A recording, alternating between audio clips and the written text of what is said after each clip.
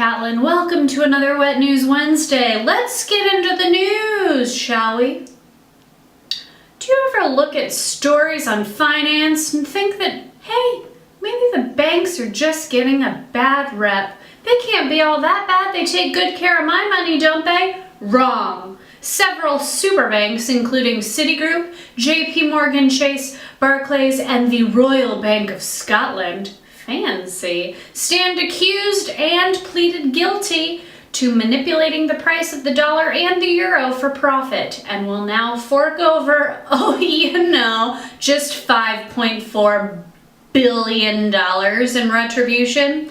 No, that's not going into your accounts. It's just going to the US government, to pave roads and feed Chris Christie. We're looking at the small country of Venezuela with critical eyes as their murder rate has now skyrocketed to the point of they've stopped releasing the death toll. How many people have to die for you to be like, what's one more? The list doesn't even matter. Everyone is dead, apparently. They've all died. There's so few people left living that they can't even come up with a list. Probably can't even find a pen because it's being used as a murder weapon. Get it together, Venezuela. Aaron Hernandez is already having a tough time in prison. No, he's not getting grief or anything. He stood lookout in a recent inmate altercation and is being punished accordingly. Although I think you can look at it from Aaron's perspective of lookout, bitch to the butt pirates. I'd go look out too. Just saying, anal's not for everyone.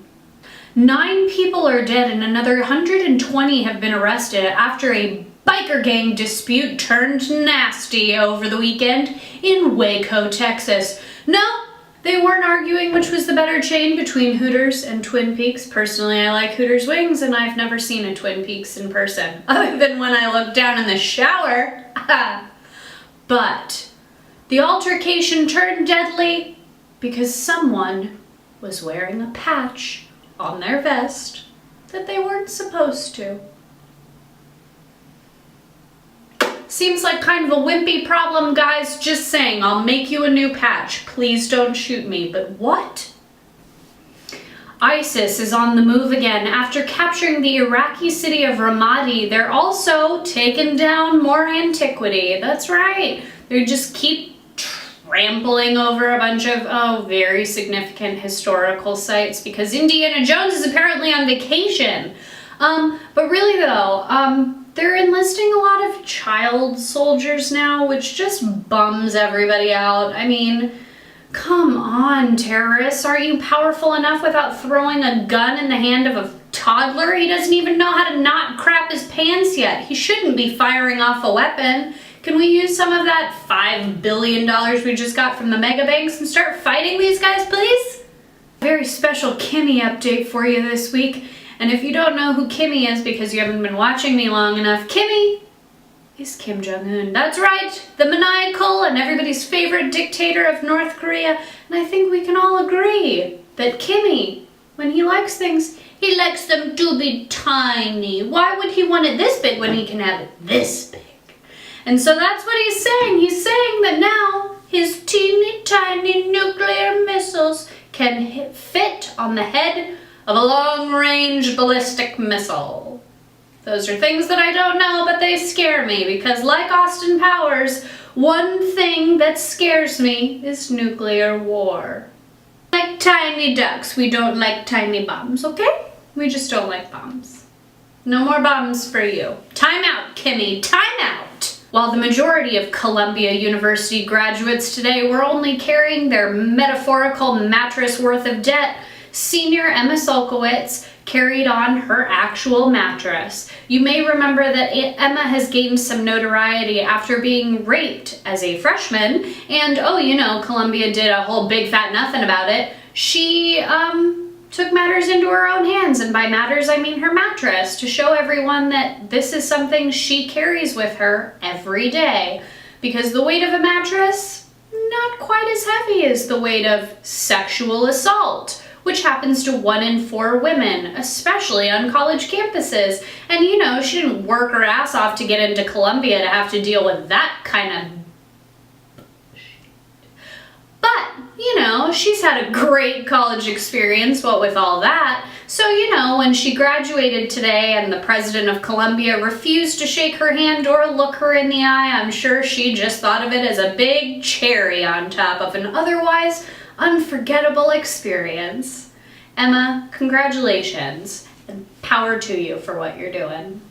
The Cannes Film Festival, yes, that fancy institution down in the south of France, has added one more faux pas to their list. Is it eating caviar with Prosecco instead of champagne? No, it's wearing flat shoes. That's right. No flats allowed at Cannes. Why? They're just not fancy enough. Doesn't matter if your co-star's only 5'4". You must wear heels. Which, frankly, is just bullshit. Sure, they make your butt look nice, but they wreck your feet. And people, it's a long day. Plus, some people, you know, have high arches and it hurts. God damn it, France. Iconic series Mad Men came to a close this week, and as we've always suspected, someone was bound to get lung cancer. Poor Betty. She had a hard road and, you know, smoked a lot. Don't smoke, it's bad for you.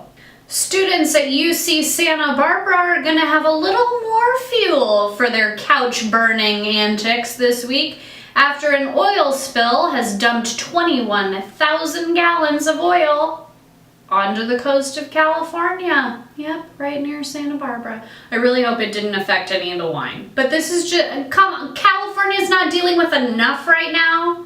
They have no water, so you just want to pour some oil into some of the water that they do have. Come on, people. Don't shit on them when they're down. That's just rude. Incredibly rare clouded leopard quadruplets were born in the Tacoma Zoo this week. I'd show you a picture, except I wouldn't be able to finish any sentences after because you see it and you immediately go, oh my God, they're so tiny. Meow. They're like this freaking big. They are this big and they are adorable. And I want one. Tonight marks the last show for iconic late night TV show host David Letterman. I could say a lot about Dave, but you know, I don't really have that much time and there's too much to say. So the only thing that I'm gonna say to the wonderful, wonderful man that he is, thank you for inspiring us. And hashtag thanks, Dave.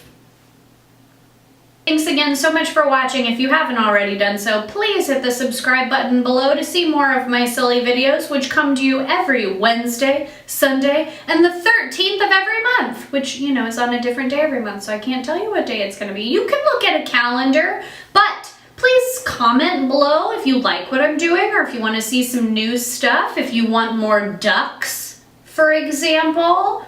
Yeah. And always remember, if you can't make good decisions, make safe ones. See you later.